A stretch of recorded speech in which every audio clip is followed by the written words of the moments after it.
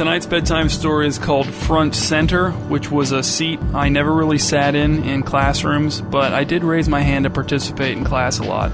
Let's begin. Wendy preferred to sit front and center in Senor Truefitt's 5th period Spanish class.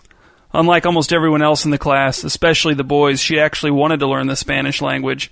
Wendy had always wanted to visit South America, and maybe even live there for a while. Plus, there were more and more Spanish-speaking people moving to Multioke every year, and, according to the school guidance counselor, knowing Spanish would make Wendy more hireable. Wendy didn't understand why the other students refused to behave. No one was required to take a foreign language to graduate, so why had all these students signed up if they had no desire to learn Spanish? In the front center seat, Wendy was able to tune out the distractions of her classmates to a reasonable degree, but the further she sat to the back or edges of the classroom, the less she was able to focus on the lesson, and the more she focused on how much she hated everyone else. Fortunately, the front center seat was not a hot commodity, and it was usually only occupied when Senor Truefitt made one of the bad kids sit in it as a punishment for being disruptive. Still, Wendy didn't like to risk it, so she made a point of arriving early to Spanish every day in order to ensure her choice of seat. But when she arrived early to Spanish class on Monday afternoon, the week after midterms, Wendy found the front center desk occupied not by a person, but by a gray metal box. The box, sitting on top of the desk, was a 12-inch cube with a large dark lens that took up most of its face, and a small horizontal slot and a silver switch on its back. "Senor Truefitt," said Wendy, "what is this thing? Can I move it?" "No," said Senor Truefitt. He was a slim, handsome man in his late 20s who looked like he must be one of the cool teachers and who some of his students sometimes developed crushes on before they found out how curt and humorless he was, at which point the crushes dissipated. Today he was seated behind his desk at the back of the room, trying to get a picture of his girlfriend out of its frame. "Sit somewhere else, Wendy. I'll explain when the rest of the class gets here." "I'll just move the box one seat over," said Wendy. "No," said Senor Truefitt. "Why don't you sit one seat over?" Wendy bit back a retort that would have sounded like whining and sat down one seat to the left of the box. She glared over at it as she arranged her books on her desk, wondering why it deserved such preferential treatment. It was going to take a lot to convince her not to hate the box, that much she knew. A few other students began to straggle into the classroom, but it wasn't until the first bell that the noisy, obnoxious majority arrived in a steady stream that lasted until a full minute after the second bell, the last of them shouting recycled excuses for their tardiness. When everyone was more or less in a seat and Senor Truefitt had finally taken attendance, he stood at the lectern at the front of the classroom and said, "All right, class, before we begin today, I'd like to introduce you to a new student." The students who were paying attention looked around the classroom for the new kid. No, said Senor Truefitt. "The new student is right here." He pointed at the box in the front center desk. "Is it a robot?" asked one of the boys. Wendy didn't even look to see who. "No," said Senor Truefitt. "This box is actually a communications device by which the new student in our class will be able to see and hear everything we do without having to leave his home. See, class, our new student, whose name is Boyd, was badly burned in a house fire last year. As a result, he's a bit self-conscious about his appearance and prefers not to go out in public. His mother has been homeschooling him since the accident, but Boyd has recently expressed his desire to learn Spanish, and since his mother doesn't know Spanish, she contacted the school, and this is the solution they came up with." "Can he see and hear us now?" asked someone else. "Not yet," said Senor Truefitt. "I wanted to explain the situation to all of you before we turn the box on." "Can he say stuff to us?" asked Frankie from the very back corner of the room. If he was paying attention enough to ask a relevant question, then everyone was. "He can," said Senor Truefitt. "Apparently, if he wants or needs to say something, to ask or answer a question, for example, then he can type what he wants to say, and it will print out on a piece of paper from the slot in the back of the box." The students murmured their approval. "All right then," said Senor Truefitt. "Now I'm going to turn the box on, and when I do, I'm going to give a signal, and we're all going to welcome Boyd to our Spanish class with a nice big, 'Hola, Boyd!' Okay?" Senor Truefitt flipped the switch on the box with one hand, while making a vaguely signalish gesture with his other hand. "Hola, Boyd!" shouted the class, except for Wendy, who said it at a conversational volume. There was silence. Then a whirring sound came from deep within the box, and a small strip of paper came out the slot in its back and fluttered to the floor. Senor Truefitt bent down and picked it up. "What does it say?" asked Frankie, his voice dripping with the eager curiosity that everyone else felt. Senor Truefitt cracked a rare smile and folded the tiny piece of paper between his fingers. "It says, 'Hola, classmates.'" The class went wild except for Wendy, but even she was kind of impressed. The next day when Wendy got to Spanish class, she again sat in the seat just to the left of Boyd's communication box. Senor Truefitt was sitting at his desk with his eyes closed. It looked like he was trying to relax. Wendy stood up and walked around the box, examining it from all sides. "Senor Truefit?" "What, Wendy?" "Does the box just sit here all day on this desk?" "No," said Senor Truefit, his eyes still closed. "It has to be plugged in the rest of the day so it can charge up."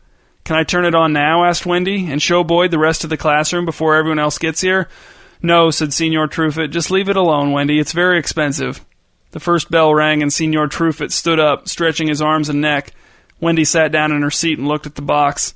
She imagined Boyd sitting in his home, staring at a black computer screen, his fingers poised over the keyboard, waiting for someone to turn on the box so he could join the class.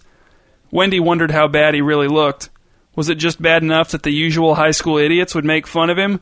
Wendy sometimes got made fun of for being pale and having short hair, which seemed to her like pretty flimsy reasons to mock someone. Or was Boyd, like, really bad, where even nice people would be grossed out? Either way, Wendy thought that she, at least, would be able to handle it. She wasn't all caught up in surfacey stuff like everyone else. She wished she could meet Boyd so he could see how little she cared that he was disfigured. He'd probably never met someone as not superficial as Wendy before. Wendy was so lost in her thoughts that she didn't notice her classmates yelling and laughing all around her until the second bell rang and Senor Truefit strode to the front of the room saying, "Class, quiet, please. Everyone get in a seat.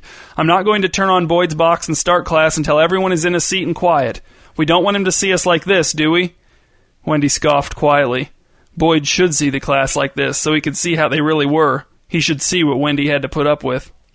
That night at home, Wendy looked up pictures of burn victims on the internet. They looked worse than she had expected, but she also thought that the pictures were probably worst-case scenarios. People who posted pictures online were all about getting attention by being shocking and sensationalistic. Most real burn victims probably didn't look as bad as the pictures of burn victims online. And even if Boyd was one of the especially bad ones, well, Wendy wouldn't really let it bother her. She was sure she could get used to it quickly, maybe even almost practically immediately. Wendy just needed a chance to get to know Boyd. He never said anything in class unless Senor Truefit asked him a question, which had only happened twice so far, but both times, when Senor Truefit had picked up the pieces of paper that had printed out the back of the box, the answers had been 100% correct, and one of them had been a question that Wendy would have gotten wrong if Senor Truefit had asked her, which meant that no one else in the class would have gotten it right either. But Wendy didn't resent Boyd for replacing her as the best student in the class. She admired him for it. She went to bed and laid in the darkness with her comforter pulled up over her head, imagining how fast she and Boyd could learn Spanish if they could study together. They'd be fluent in no time. They could travel around South or Central America with ease. They'd be so hireable. The next day when Wendy got to Senor Truefit's classroom, he was standing in front of the window with his arms folded, looking out over the student parking lot. He didn't turn around when Wendy came into the room and took her seat next to Boyd's box. "It has to work," said Senor Truefit. "What?" asked Wendy. "I wasn't talking to you," said Senor Truefit. He stared out the window for a moment more and then turned and walked across the room and out of the door without an explanation. Wendy didn't hesitate. She reached over and flipped the switch on the back of Boyd's box. Then she stood in front of the box's lens and waved, saying, "Hi, Boyd. My name's Wendy. I sit next to your box in class, so in a way it's like I sit next to you in class." She paused and waited for Boyd to respond, but nothing printed out the back of the box. "I just thought I should introduce myself," said Wendy, "because you and me are the only people in the whole class who care about learning Spanish." Wendy was just starting to feel foolish when the box whirred and a piece of paper fell out of the slot in its back and landed on the chair. Wendy picked it up. It said, "Nice to meet you. Now turn the box off before the teacher comes back and you get in trouble." Wendy bent down so her face was right in front of the box's lens. "Okay," she said, bright-eyed and smiling. "I'll turn the box off for now, but when it turns back on, you'll know I'm sitting right next to you, right? Bye for now, Boyd." She flipped the switch on the box and sat down in her seat just a few seconds before Senor Truefit came back into the room, looking sweaty and irritated. "Hola, Senor Truefit," said Wendy, feeling clever. Senor Truefit didn't respond as he walked over to his desk and started to rummage through the drawers, muttering to himself. Wendy looked at Boyd's box and her heart felt big and full. It was distinctly possible that she was in love. In class the next day, Wendy acted casual. She answered 2 questions correctly, Boyd answered another one correctly, and everyone else was loud and stupid and learned 0 Spanish. When the bell rang at the end of class, Wendy went to the girls' restroom just down the hall from Senor Truefit's classroom and hid in the last stall. She waited for 20 minutes, giving the school time to clear out, and then she got her cell phone out of her bag and called the school's main office. When the receptionist answered, Wendy said, "Hello, yes, I'm James Truefit's girlfriend, and I'm on my way to the school right now to drop something off for him. Could you call him and have him meet me in the main office in 5 minutes?" "Do you want me to patch you through to his room?" asked the receptionist. "No," said Wendy. "I'd rather speak to him in person. I'm afraid it's serious." "I'll let him know," said the receptionist. "Thank you," said Wendy, and she hung up the phone and left the bathroom. She walked down the hall and crouched next to the lockers outside the door to Signor Trufitt's classroom, pretending to hunt through her backpack for something. If someone asked what she was hunting for, she'd say chapstick, but there wasn't anyone else around, so Wendy wasn't motivated to produce a performance worthy of any awards or anything. The door to the classroom was open, and from inside Wendy heard the sounds of sporadic typing. Then she heard the classroom phone ring. "Yeah?" said Signor Trufitt. There was a pause. "My girlfriend? She called herself that?" Another pause. "Did she say what it was?" One last pause. "Okay, I'll be right down." Wendy heard the phone clatter back into its cradle and a deep, weary sigh. She focused on the inside of her backpack, looking under and around the same 3 books over and over, knowing that Signor Trufitt could come out of his room at any moment. Seconds ticked by. Where was Signor Trufitt? Hadn't he told the receptionist he was on his way? What was keeping him? Wendy was just about to crawl over to the door and peek inside when she heard Signor Trufitt's voice again. "Hey, Shannon, it's me. I know you said you wouldn't pick up if I called, but I just got a call from the receptionist saying you're on the way here to the school to drop something off for me, I guess?" Wendy felt ridiculous. Her plan was already going awry. She was too disappointed to continue the charade of hunting through her bag. "I understand that, Shannon," said Signor Trufitt. "You've made that very clear. But who called the school claiming to be you, then?" Signor Trufitt's voice sounded strained and agitated. Wendy could hear him opening and closing drawers and rustling papers. Then he said, "Fine, forget it, Shannon. Goodbye for forever." And then, before Wendy could go back to looking inconspicuous, Signor Trufitt walked out of the classroom door and right past her, rushing down the hall with his coat in one hand and his briefcase in the other. Wendy watched him go, kneeling by her open backpack, momentarily stricken by this unexpected stroke of luck. Then she zipped up her backpack, threw it over her shoulder, and ducked into Signor Trufitt's classroom, frantically scanning the room for Boyd's box. It took Wendy a few panicky seconds before she saw the box sitting on top of the file cabinet in the back corner of the room. She hurried over to the box and saw that it had a panel on the side that she hadn't noticed before. A black power cord ran between the open panel and an outlet on the back wall of the classroom. Wendy hoped that the box was charged up enough to last for a while. She disconnected the power cord from the box, closed the panel, and lifted it off of the file cabinet. It was lighter than she had expected. Now all Wendy needed was a safe, private place to turn on the box, and then she and Boyd could have their first real conversation. Wendy was not nervous.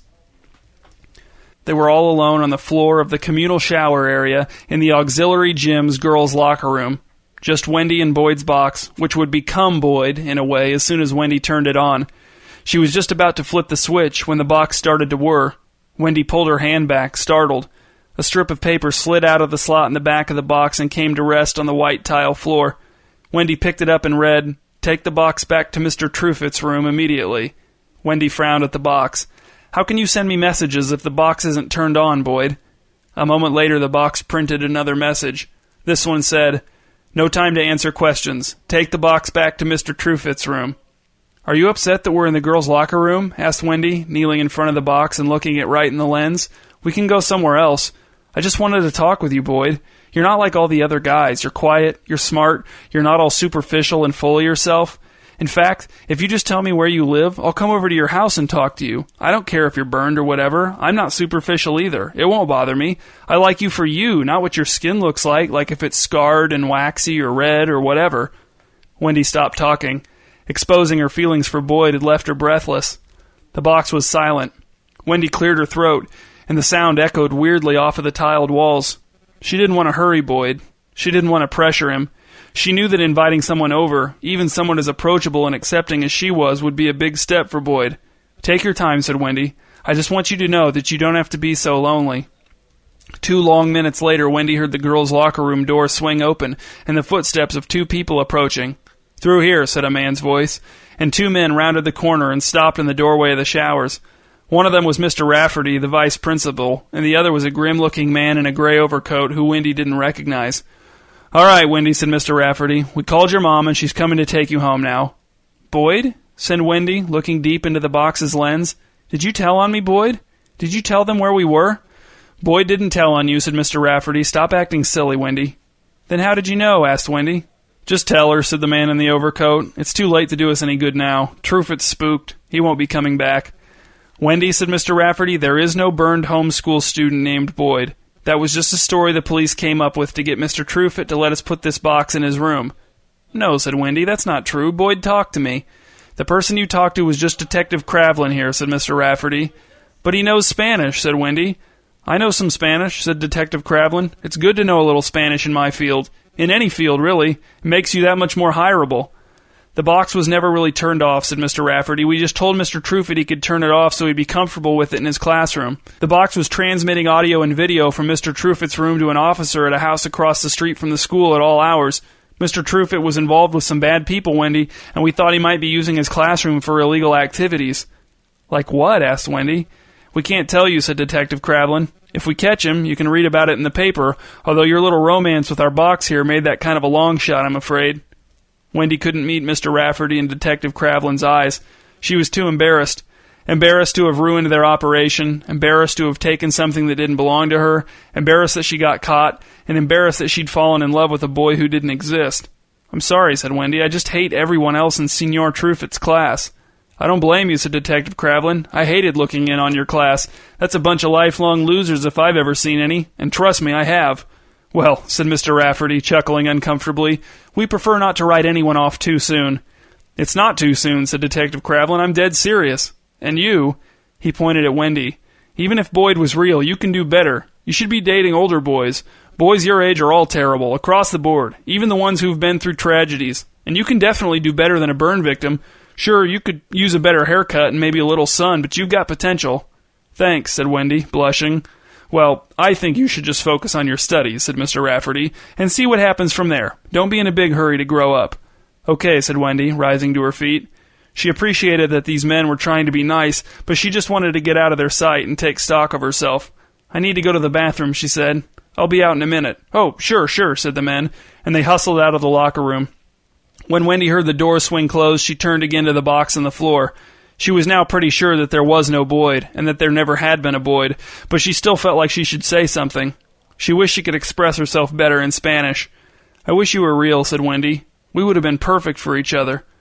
To Wendy's surprise, the box whirred and spat a piece of paper out onto the shower room floor, but when she picked it up with trembling fingers, she saw that it was nothing but gibberish.